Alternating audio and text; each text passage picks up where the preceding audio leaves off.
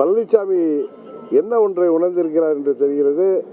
தன் தலைமையிலான கட்சி உறுதியாக இந்த தேர்தலில் வெற்றி பெற முடியாது.